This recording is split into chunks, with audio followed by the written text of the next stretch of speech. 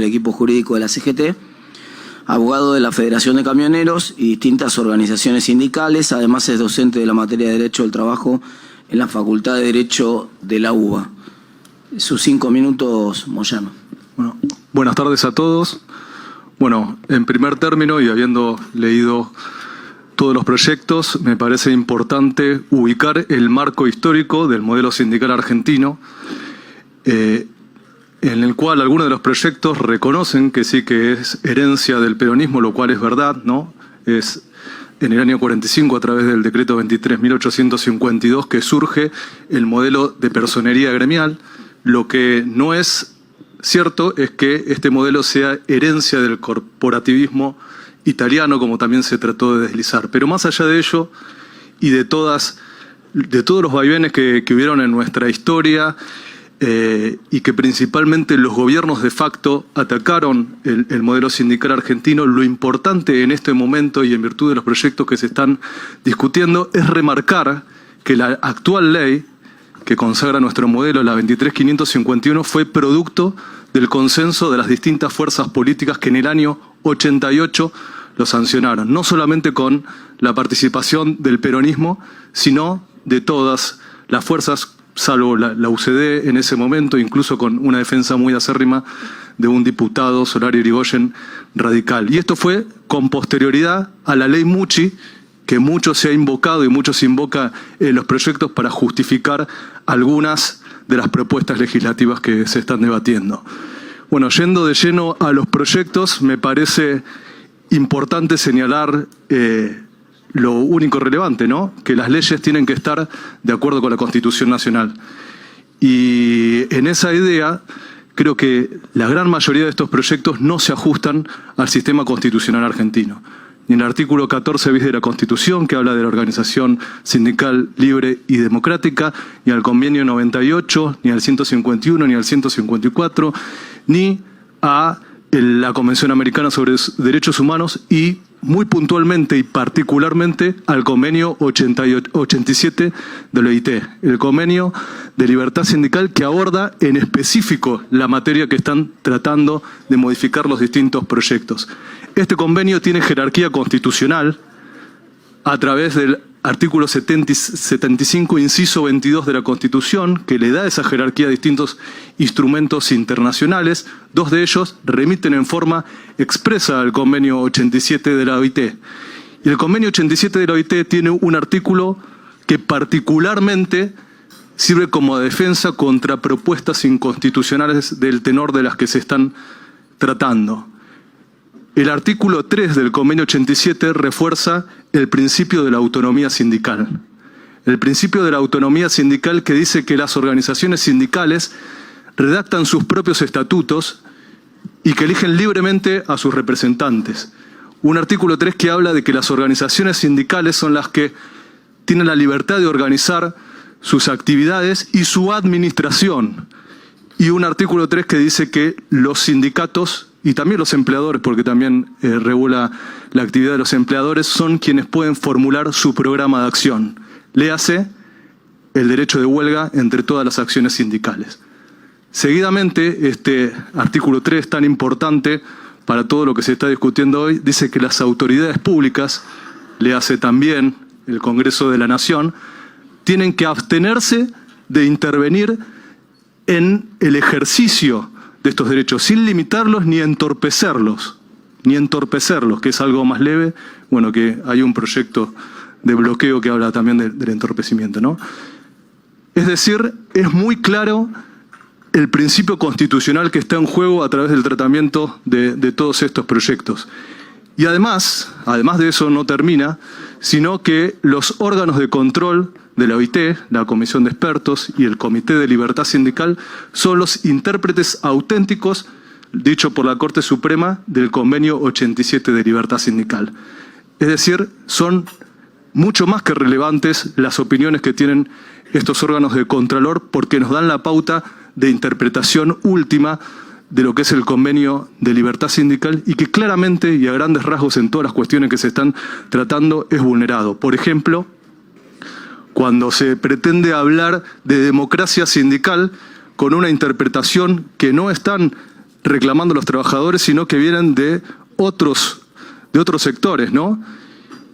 Y que no respetan el principio básico de la democracia.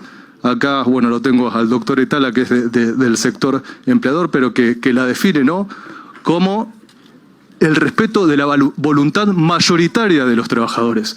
El respeto de la voluntad mayoritaria de los trabajadores no tiene que tener el límite absolutamente de nadie. Y si un trabajador quiere seguir eligiendo al dirigente sindical que interpreta que lo representa legítimamente sus intereses, sería contrario a la democracia sindical establecerle un límite. Y a esto se han referido los órganos de Contralor de la OIT, como decía, diciendo que la legislación no debiera establecer requisitos superiores a los que establecen los estatutos, porque los estatutos son discrecionales en lo que corresponde a las condiciones de elegibilidad. Y se ha pronunciado específicamente el Comité de Libertad Sindical con respecto a la reelección o a la renovación, diciendo que no solamente no sería compatible con el convenio 87, sino inclusive en muchos casos podría ser grave establecer estos límites. También muchos proyectos se refieren a la cuota de solidaridad, ¿no?, a la que deben pagar los no afiliados de un sindicato y que la Corte ha ratificado desde hace años en el fallo Potense como compatible con la Constitución Nacional. También lo ha hecho un fallo plenario de FOCRAS, de la Federación Obrera Cerámica, en el 2003, diciendo que era compatible con el sistema constitucional argentino, y también lo han hecho otra vez los órganos de Contralor de la OIT, como el Comité de Libertad Sindical, que ha dicho que sí sería violatorio si una ley establece cláusulas de solidaridad, pero no si surgen de la autonomía de la voluntad.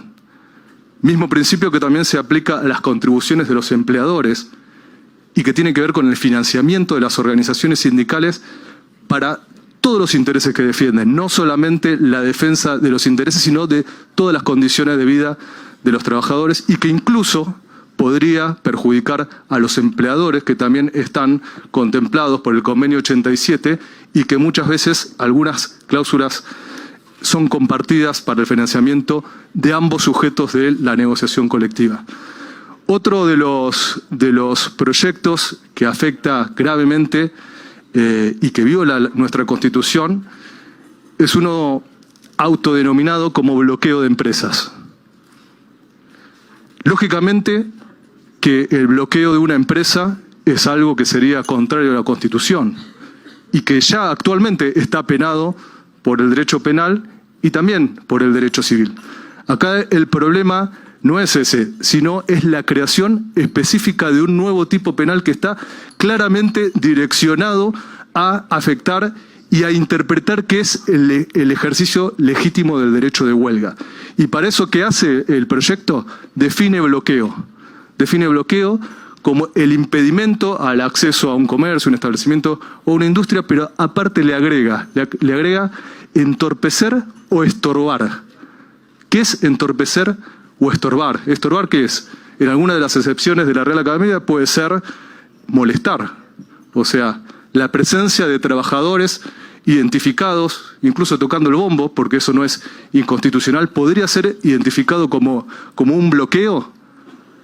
Esto parece que va en línea con algo que también ya aprobó la ley Bases en el artículo 242 de la Ley de Contrato de Trabajo, que específicamente y solamente con respecto a determinadas cuestiones que están vinculadas a lo sindical establece una causa objetiva para el despido y que va a haber presunción de injuria grave cuando exista un supuesto bloqueo total o parcial. O sea, hay infinidad de situaciones muy graves que pueden determinar un despido con causa, pero ninguna está enumerada porque los jueces tienen que evaluar prudencialmente en el caso concreto y de acuerdo a las modalidades y a las cuestiones personales de ese caso concreto si existe o no injuria grave. Sin embargo, con esta interpretación hay algunas cosas que deben presumirse como una justa causa de despido. En este mismo sentido y con esta misma lógica es que se pretende sancionar una ley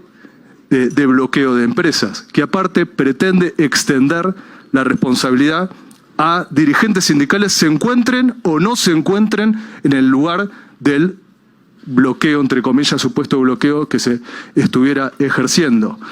Y dice, si se facilitare o se promoviere ese supuesto bloqueo, se le van a aplicar otras sanciones que establece el Código Penal. Y entre esas otras sanciones, recordemos, esté o no esté el dirigente sindical, existe la posibilidad de aplicarle multas, de ordenar que se suspendan las actividades y de quitarle la personería jurídica. Algo absolutamente y totalmente violatorio de la autonomía sindical y que hoy solamente se podría hacer por las causales que establece el artículo 56 de la ley 23.551 cuando lo pide judicialmente el Ministerio de Trabajo. Hay muchas más afectaciones, pero en síntesis creo que la gran mayoría de los proyectos lo que violan es la autonomía y la libertad sindical.